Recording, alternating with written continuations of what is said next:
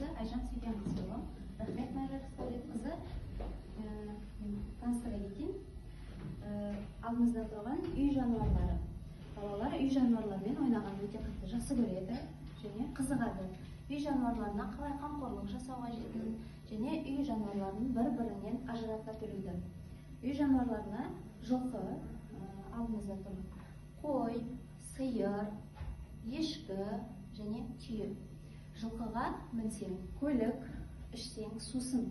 Қымыздың пайдасы өте зор. Келесі жануарымыз қой. Қойдың жүнін тоқымаға қолдануға болады және етін күнделікті тағамға қолданамыз. Келесі жануарымыз ешкі. Ешкінің сүтін емдік қасиеті бар деп емдік ретінде қолданады. Келесі жануарымыз сиыр. Сиырдың сүтінен май, құрт, ірімшік жасалынады. Етін тағамдарға қолдануға болады. Келесі жануарымыз түйе. Түйенің сүтін шұбат деп атаймыз. Етін тағамға қолданылады және жүнінен өте бағалы киімдер жасалынады.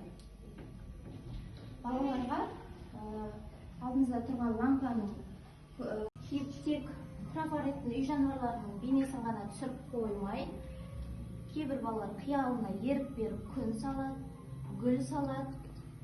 Балаларға не қалайды, соны бейнесін түсіруге болады және балалардың ойлау қабілетін арттырады.